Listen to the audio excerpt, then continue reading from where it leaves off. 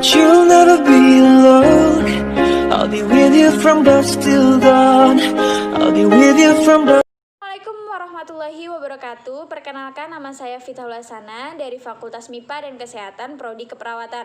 Nah, kali ini saya akan mempresentasikan hasil tugas saya tentang pemeriksaan rampelit. Nah, langsung saja kita masuk ke bagian yang pertama. Uji rampelit merupakan salah satu pemeriksaan penyaring untuk mendeteksi kelainan sistem vaskuler dan trombosit. Dinyatakan positif jika terdapat 10 peteki dalam diameter 2,8 di lengan bawah bagian depan termasuk lipatan siku. Nah, selanjutnya, tes rampelit sebuah tes menentukan kerapuhan. Pengujian ini mengidentifikasi trombosipenia. Nah, pengujian ini didefinisikan oleh WHO sebagai salah satu syarat yang diperlukan untuk diagnosis DBD. Dalam tes ini biasanya memberikan hasil positif yang pasti dengan 20 peteki atau lebih. Nah, adapun tujuan dari pemeriksaan rampelit ini. Yang pertama, untuk mengetahui apa ada peningkatan trombosit karena adanya penyakit DBD. Yang kedua, untuk menguji ketahanan kapiler darah dengan pembendungan keadaan darah kapiler fragil. Nah, kita masuk yang selanjutnya yaitu pemeriksaan rampelit pada suspek demam berdarah dengue. Nah, demam berdarah dengue DBD adalah penyakit menular yang disebabkan oleh virus dengue dan ditularkan melalui vektor nyamuk Aedes aegypti. Nah, penyakit ini adalah penyakit demam angkut. Etiologi penyebab DBD adalah virus dengue yang termasuk dalam genus Flavivirus, grup famili Togaviridae. Nah, adapun gejala utama dari demam berdarah.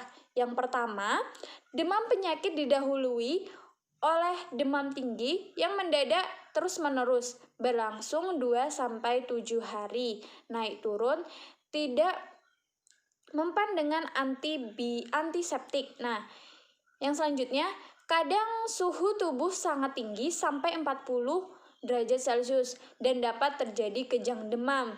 Yang selanjutnya, saat fase demam mulai cenderung dangling, tampak seakan sembuh, tetapi juga awal kejadian syok, biasanya pada hari ketiga dari demam. Nah, hari ketiga, 4, dan 5 adalah fase kritis yang harus dicermati, dan pada hari ke-6 dapat terjadi syok, kemungkinan terjadi perdarahan dan kadar trombosit sangat rendah. Nah, yang selanjutnya, perdarahan saluran cerna hebat, kejang, dan koma. Nah, pada pasien dengan perdarahan intraserebral. Adapun alat-alat yang perlu disiapkan untuk pemeriksaan rampelit ini, yang pertama yaitu stetoskop. Nah, yang kedua tensimeter, air raksa atau spirometer. Selanjutnya yaitu waktu dan alat tulis. Nah, kita masuk ke bagian selanjutnya yaitu prosedur kerja. Yang pertama yaitu cuci tangan. Yang kedua, persiapkan pasien. Yang ketiga, perkenalan dengan pasien. Yang keempat, ucapkan salam. Yang kelima, atur posisi pasien bisa berbaring atau miring. Nah, jelaskan pada pasien tindakan apa yang harus dilakukan. Nah, selanjutnya, pasang ikatan sphygmomanometer pada lengan atas dan dipompa sampai tekanan 100 mmHg. Jika tekanan sistolik kurang dari 100 mmHg, dipompa sampai tekanan di tengah-tengah nilai sistolik dan diastolik. Nah, pertahankan selama 15 menit.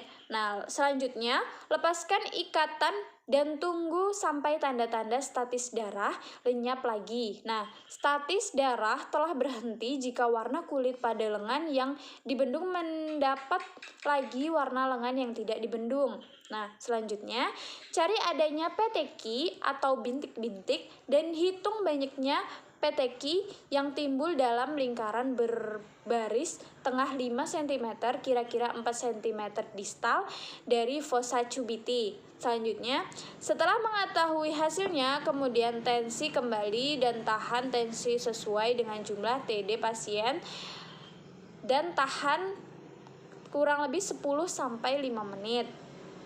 Kemudian apabila ada PTQ kurang lebih 10 positif DBD. Kemudian lakukan dokumentasi nama pasien, perawat, respon pasien, waktu dan tanggal, umur, dan hari. Nah, kita masuk ke bagian selanjutnya. Biarpun percobaan pembendungan ini dimaksudkan untuk mengukur pertahanan kapiler, hasil tes ini ikut dipengaruhi oleh trombosit.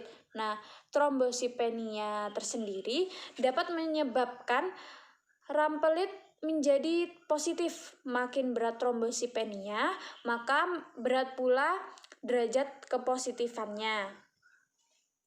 Nah, yang selanjutnya, untuk menguji ketahanan kapiler dapat dilakukan juga percobaan yang menekan tekanan negatif kepada permukaan kulit dalam lingkaran kecil interpretasi hasil. Nah, hasil negatif bila dalam lingkaran bergaris tengah 5 cm, kira-kira 4 cm distal dari fossa cubiti terdapat kurang dari 10 PTQ.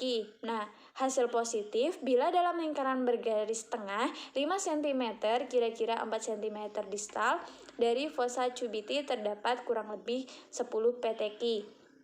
Nah, kita masuk yang selanjutnya. Di sini ada contoh-contoh pemeriksaan rampelit, bisa dilihat.